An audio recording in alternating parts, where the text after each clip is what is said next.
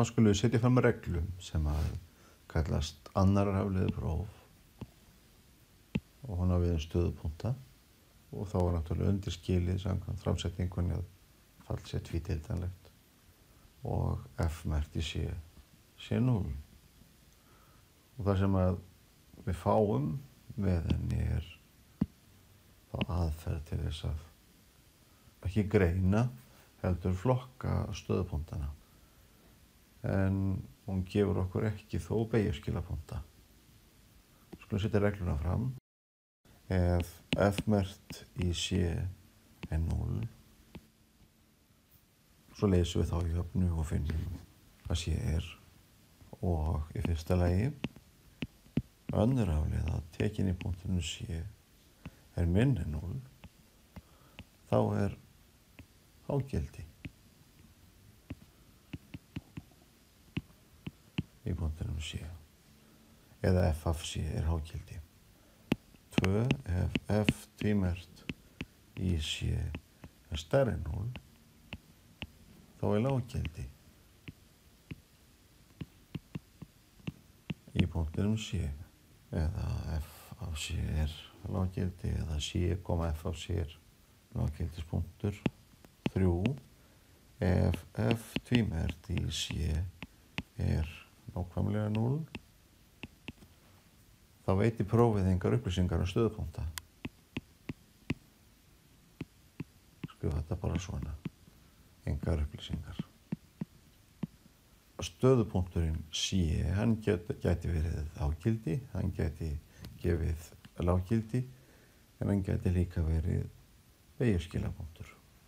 Og við skulum skoða dæmið aftur sem vorum með áðan. Svona, þá var engir beygjuskilapunktar þar, þannig að við ættum að fá hágildi og lággildi. Finnið og flokkið stöðupunktan og skulum láta það nægja. Stöðupunkta falsins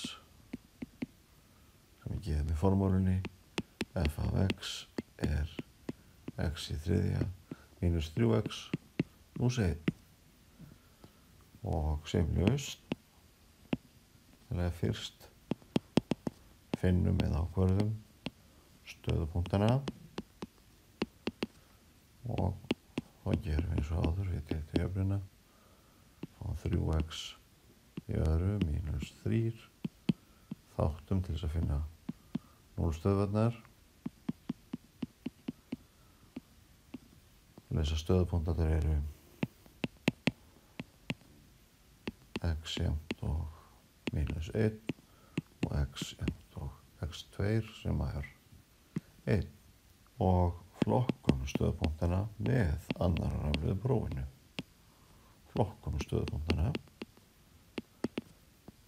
og þá tökum við afleiðunar fyrst almennt fáum þá 6x. Svo setjum við inn stöðupunktana og athugum hvort það kom út jákvæð tala eða neikvæð tala. F tvímerkt í mínus 1 er mínus 6 og þá er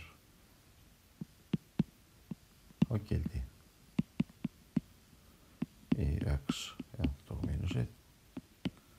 Skoðum svo hinn stöðupunktinn og við reiknum aðra afleiðu í einum og fáum 6. Þá erum við með lággildi í x jafnt og 1. Þetta er greinilega ákvæðlega notadrjúg regla.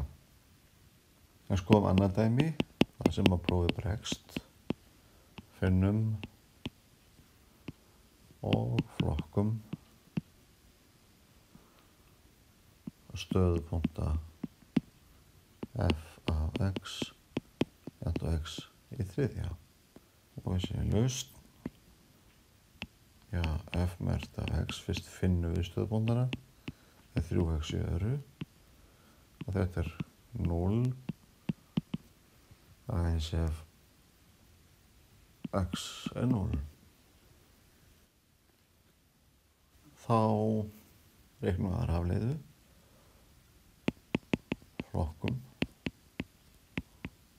það er að segja veitum annar afleiðu prófinu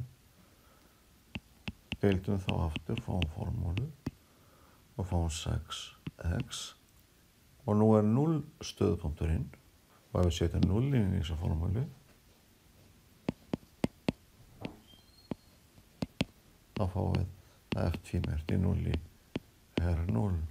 Þannig að við getum ekkert sagt út frá prófinu en við vitum frá fyrir tíð að það hvorki hágildi né lággildi heldur þarna beygjuskil.